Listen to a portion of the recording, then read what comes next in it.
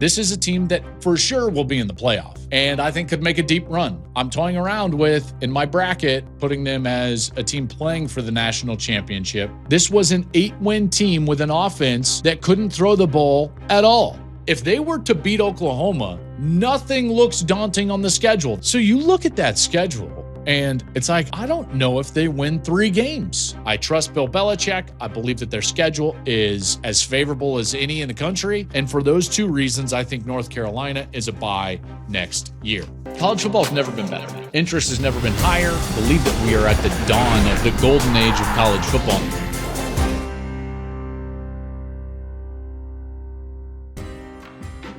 Hey, what's up, everybody? Welcome into the Joel Klatt Show. I am Joel Klatt. This show, as always, is sponsored by Hampton by Hilton. We thank them for their support as we barrel towards the regular season of college football. It is almost here. It is almost August.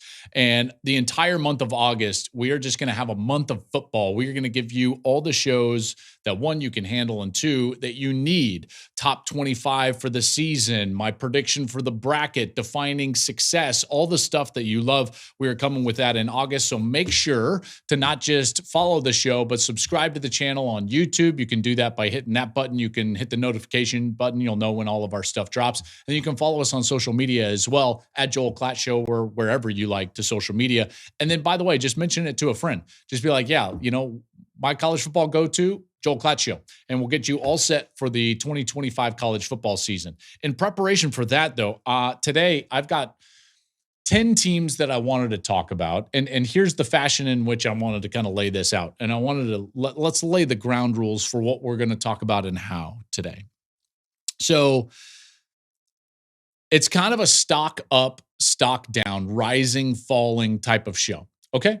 So that's the premise of this, and it's for teams. Now, I want this to be very clear that this is kind of generalized towards this season. Some of these teams I feel good about long-term, but this season they might take a step back. Okay, so think about kind of record from last year, where they could be going, trend as it is for one season. So I don't want to get spammed with all sorts of comments about, you know, how could you put this team or that team? This is taking a step back for this season. So I'm buying or selling these 5 teams each. Buy 5, sell 5 this season only. This season, buy number 1 on the list, Clemson. You've heard me talk about it kind of all season, or all off season. Clemson is just really, really good. I think they're going to have an outstanding year. They finished with 10 years last year, snuck into the playoff. They beat SMU in that championship game, gave Texas everything they could handle. Dabo seems to have that, like this confidence back. They bring back 16 starters from last year's group. Klubnik is back, 3rd season as a starter, 3rd season with his offensive coordinator, Garrett Riley. 4 returning starters on the offensive line. They're going to be seniors. I think the real question is running back. Gideon Davidson is a guy that's a top 5 running back. He will be a true freshman. I think he could have an impact for them. Defense, loaded. Going to be one of the best defenses in the entire country. New defensive coordinator, Tom Allen. He's in at DC after coming from Penn State. They've got TJ Parker. They've got Peter Woods. They've got Avion Terrell at corner. Sammy Brown. Like, this team is going to be loaded, and it's not a very difficult schedule. You could make a strong argument that their 2 most difficult games are non-conference games. They're going to have LSU in the opener, and they're going to have South Carolina. I think both of those games are tougher than any game they have on the rest of their schedule. In the ACC, they don't play Miami. They get SMU at home. They have a road game at Georgia Tech and Louisville. So I think their toughest games are the one on your screen right now. LSU, that's at home. Georgia Tech, that's on the road. SMU at home, at Louisville, and then at South Carolina.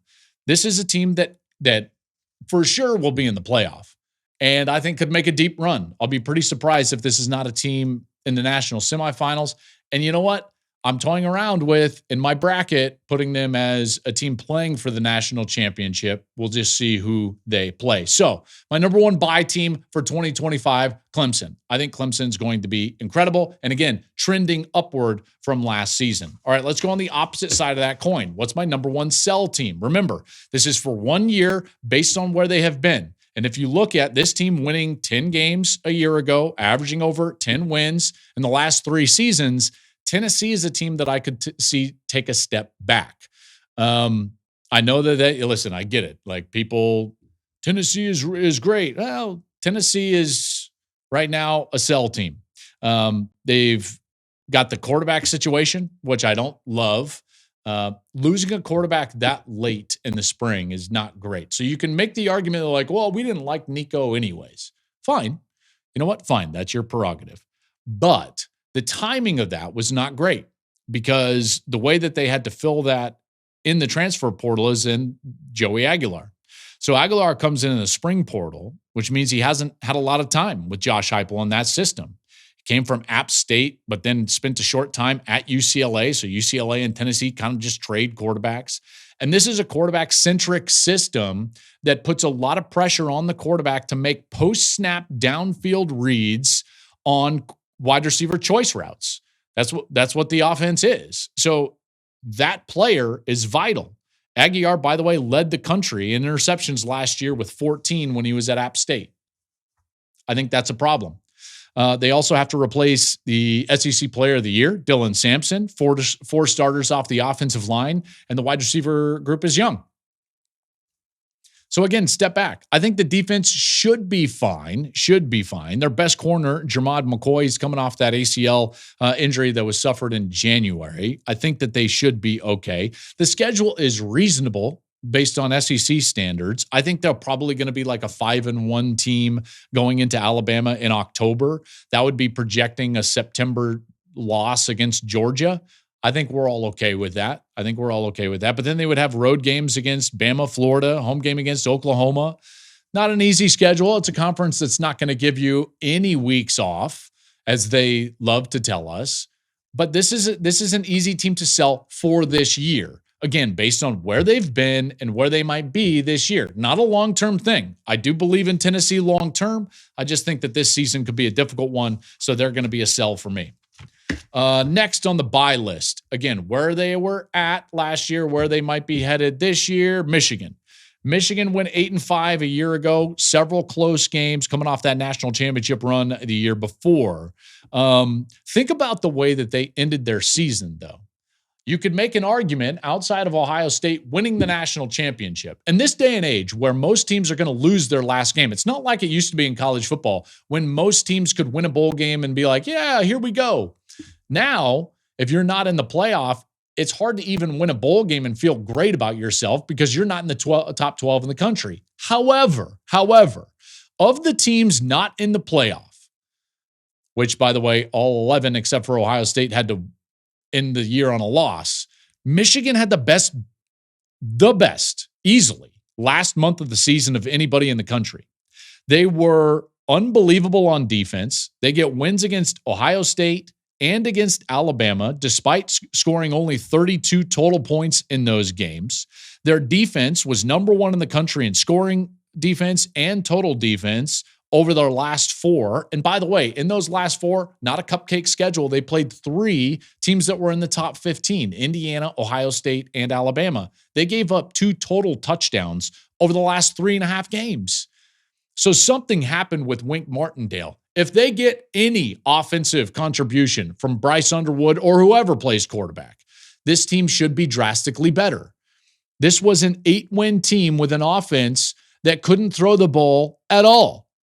In fact, the only teams in the country that they were better than throwing the ball were academies. That's a problem.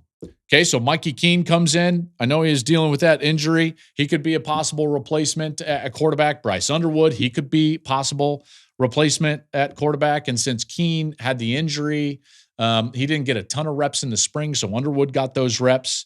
I think that they're going to want to run the football again. They've got Jordan Marshall, a guy that they really like when talking to him. They also brought in Justice Haynes from Alabama. They've recruited well. I've got a bit of a question about the offensive line. Is it as good as those offensive lines late in Harbaugh's era that they could just lean on and just play bully ball? Not sure. Defense should be excellent. I think Clemson and Michigan could have the 2 best defenses in the country. Wink Martindale figured it out along the road during the year last year. He turned in one of the better defenses in the country. You've got Jair Hill. He's back. He's the one that stepped in for Will Johnson when Johnson was banged up. Rod Moore, who tore his ACL before the year last year, he should be back, although there's been complications with his rehab.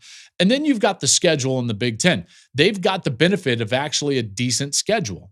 They don't have to play Penn State. They don't have to play Oregon. They don't have to play Illinois. They don't have to play Indiana, and they don't have to play Iowa.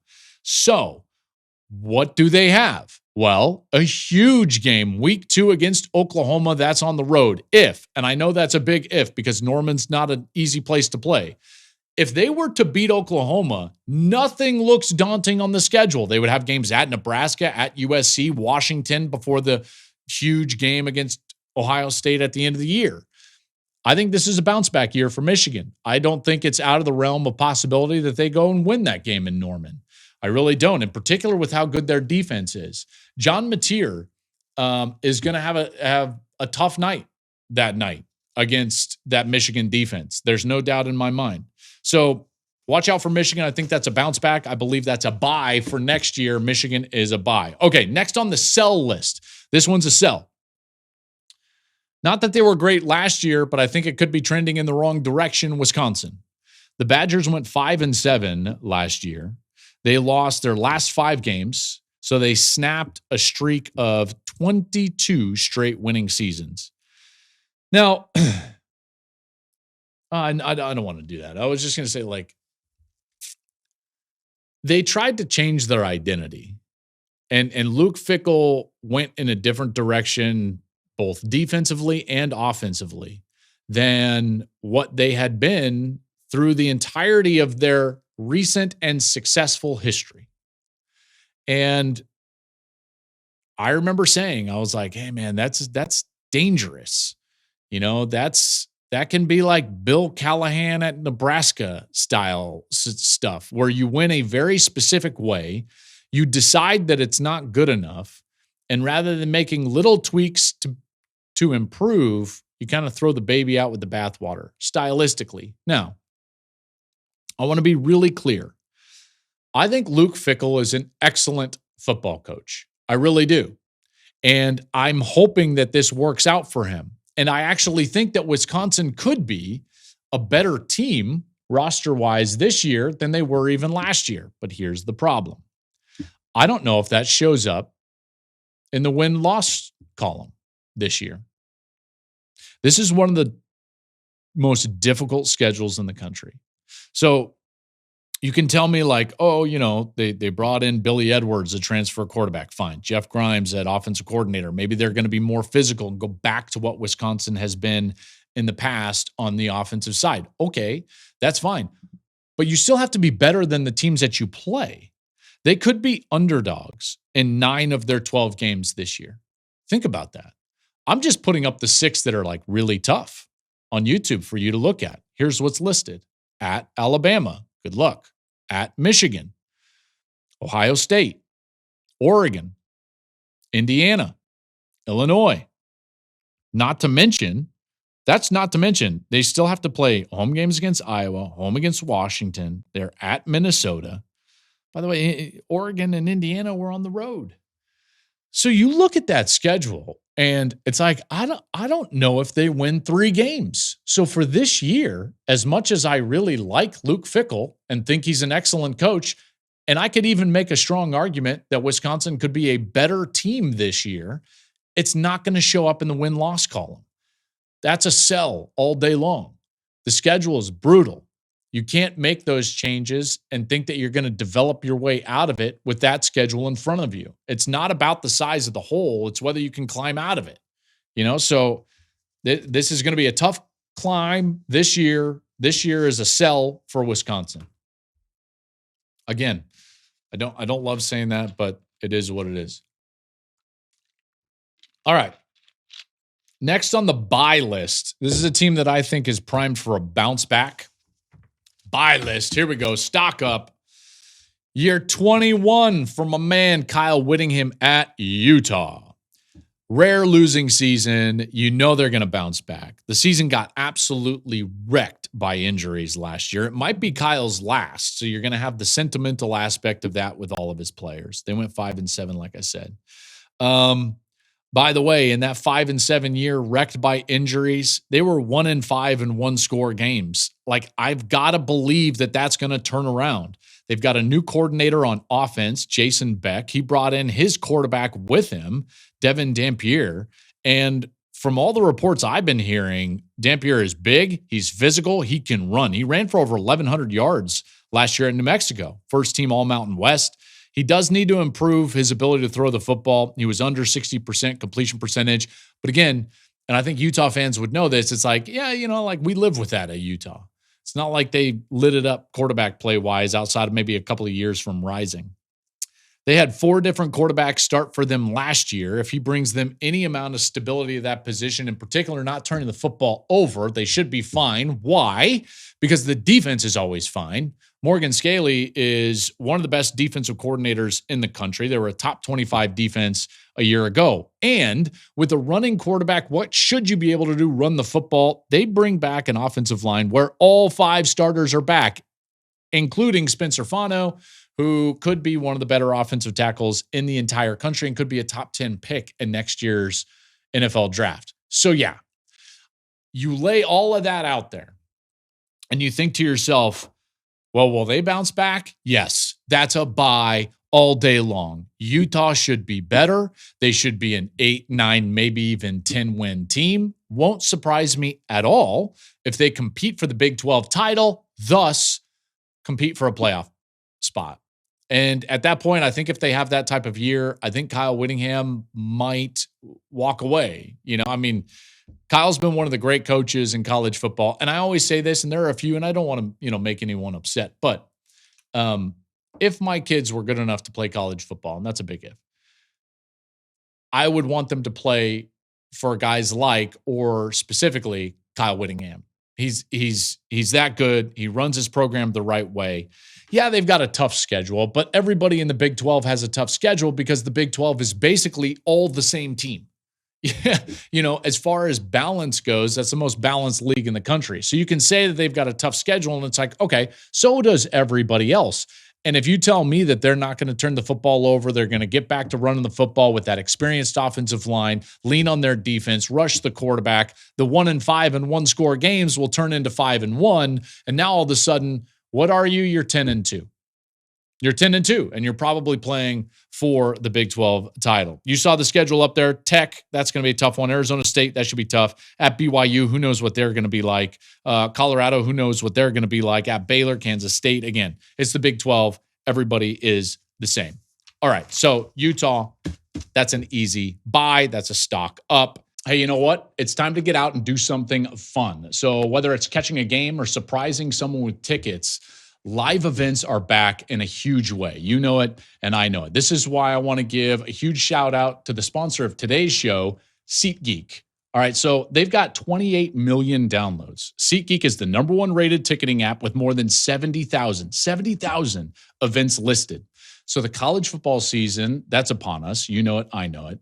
The NFL is on the horizon. Major League Baseball, that's in full swing. Our team here at Joel Klatt Show, we use SeatGeek to grab tickets for all of it. It's quick, it's easy, and you know you're getting a great deal. That's what I love about it. So this is how it works. Every ticket is rated on a scale of 1 to 10, so you can see the value just at a quick glance. Green dots, that mean great deals.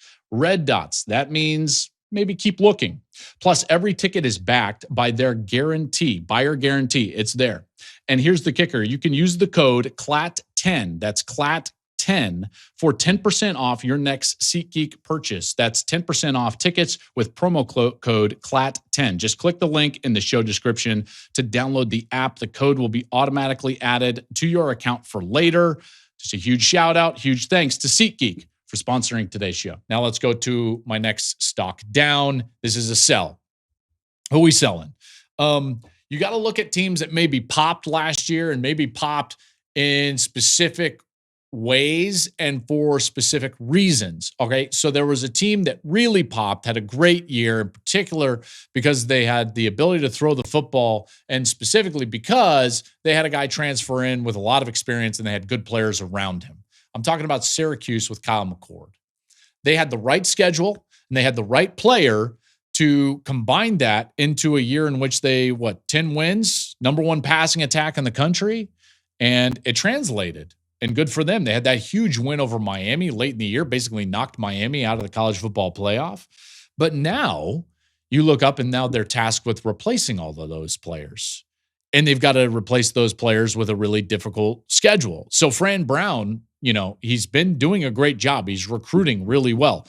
This is not indicative, very similar to Tennessee, about how I feel about their team long term or in the future. This is more of a specific year in, year out from last year to this year. I just don't see them being able to improve. Therefore, it's a sell. 10 wins, not going to happen again. They've got to replace Kyle McCord. He led the country in passing. They've got to replace LaQuint Allen. I thought the most underrated running back in the country. Their top 2 wide receivers, Jackson Meeks and Trevor Pena, who ended up transferring, I believe, to Penn State. Star tight end, Orlando Gadsden. He's gone. Total of 15 starters being replaced. Steve Angeli comes in. He's expected to battle the LSU transfer, Ricky Collins, for the starting job. Again, there's just uncertainty. And then you get into the schedule. I love the future for Syracuse. I don't love 2025 for Syracuse. They have 6 games away from home, and all of them are going to be tough. All of them. Here's the 6 games that they have on the road. They're going to have Tennessee in a neutral, basically a road. That's Atlanta, 3 hours from UT's campus. Clemson on the road. SMU on the road. Georgia Tech on the road. Miami on the road. Notre Dame on the road. That is vastly different than the schedule that they had in front of them when they won 10 games a year ago. Vastly different. And so for those reasons, I think this is an easy sell for this year. Like where they're headed long term, maybe it's a long hold. But for this year in the short term, that's a sell on Syracuse, and we move on. What's my next buy?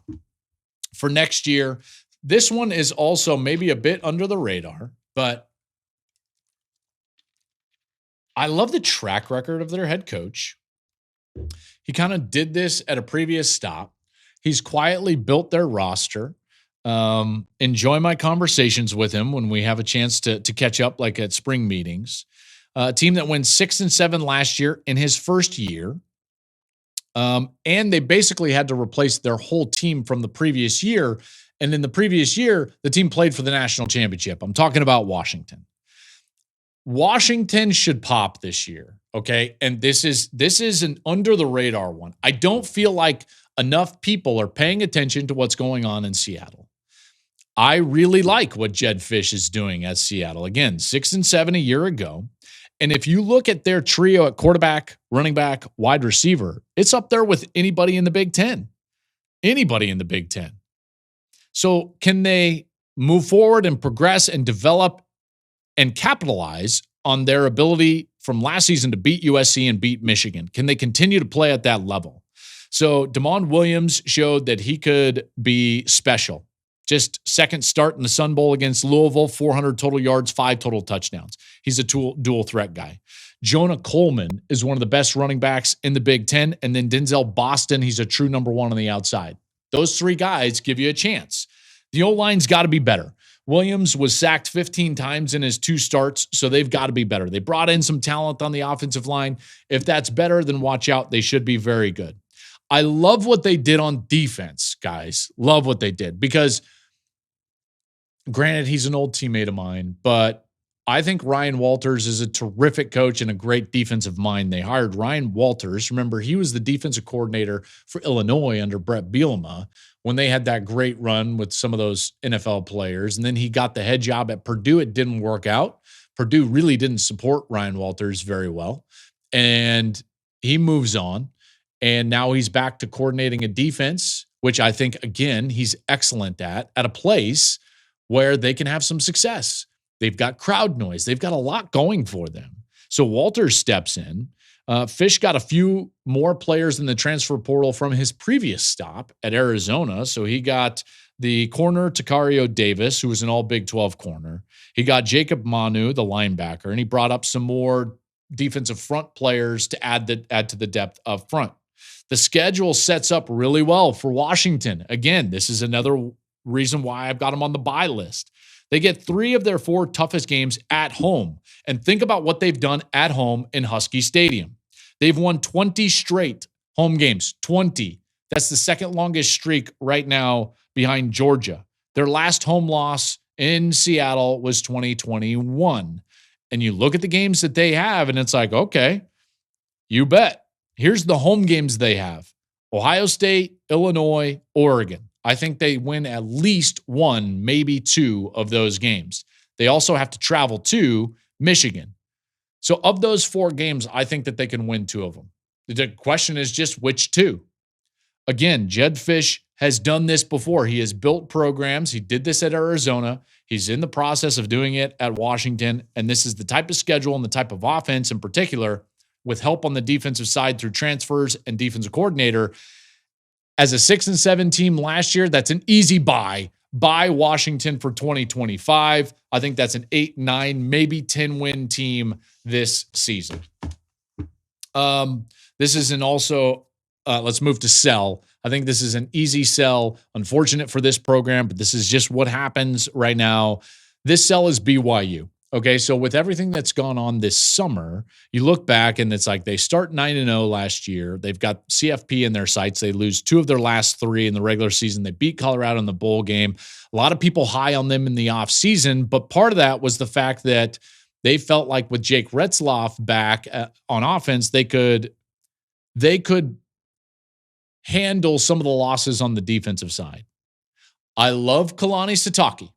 Again, this is not indicative of like an overall program decline. It's just an indicative of terrible timing at the most important position on the field.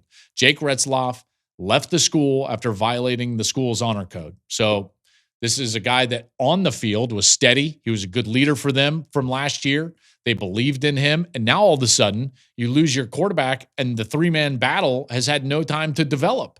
What do they got? McKay Hillstead, he's got 4 career starts at Utah State. He's a dual threat guy. They've got Treson Bourget, 8 career starts at Western Michigan. And then a true freshman, Bear Brockmeyer. He enrolled at Stanford in January, but transferred after Troy Taylor was fired. So he's been there a short time. So in total, they have 12 total quarterback starts at the college level and 0 at the Power 4 level. That's tough. It's really tough to overcome that. They're replacing 8 starters on defense. That was a defense that was excellent last year. The schedule isn't bad, but it's, again, just like all the other Big 12 schedules, you're facing a bunch of teams with similar talent, and you're probably going to be in a 1-score game with a quarterback that has no experience. So again, not indicative of where this program is at overall. I love Kalani Sitake, everything he stands for and represents. I like this program. But for 2025, this is an easy sell. BYU is on the sell list. Buy. This is my last buy. And I'll be honest, like I was wondering about a couple of teams in this spot. And I landed on this one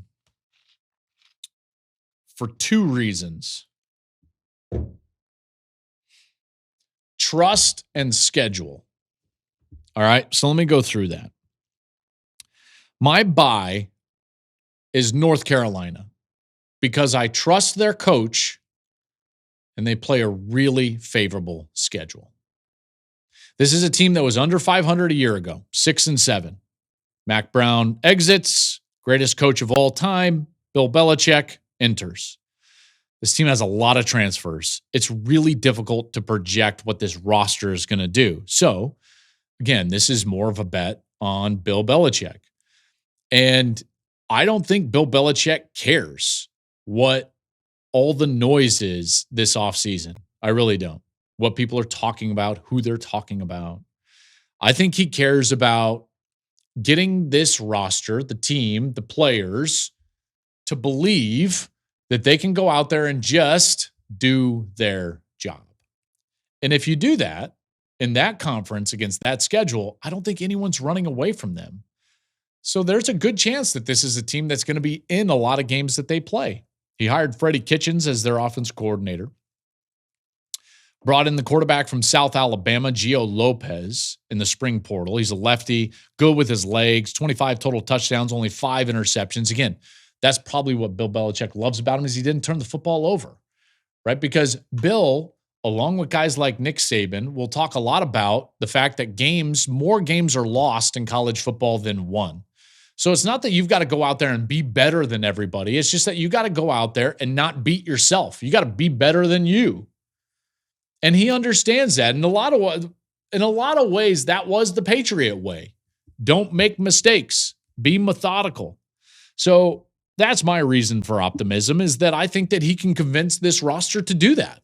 And if he does, they will be in and probably win a lot more games than you anticipate this next season. The schedule sets up really well. They're in the ACC, so it's not like they're going to be playing a ton of games against teams with like marginally better talent than them. Maybe Clemson is on that list. That's their toughest game by far. I think only one top 25 game this year. That's going to be Clemson. They don't play SMU, Miami, Louisville, Georgia Tech, or Florida State. So here's their toughest games, the 6 that you're seeing on your screen. They've got TCU, UCF, which they're rebuilding under Scott Frost. At Syracuse might be tough, but I'm telling you, they're in a rebuild mode. Duke, North Carolina State. That North Carolina State game is on the road.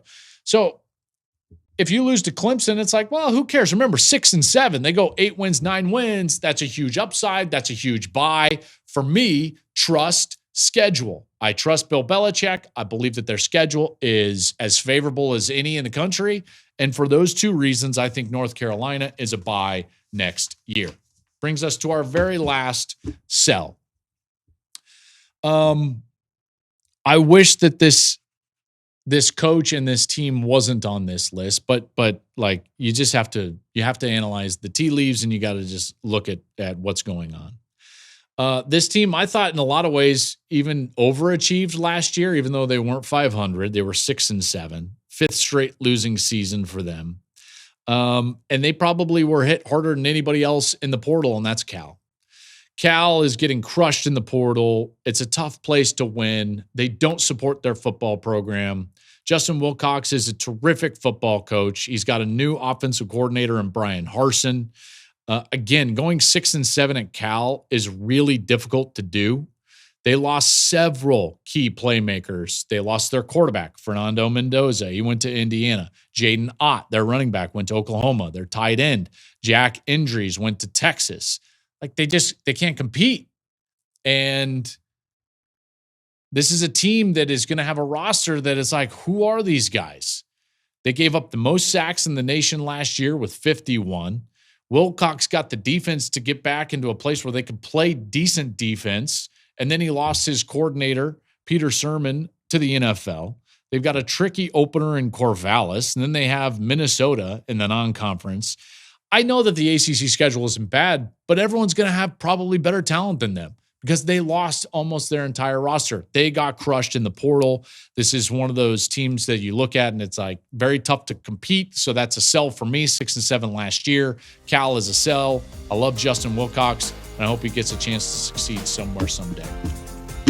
Maybe it'll be Cal. I don't know. Maybe it will.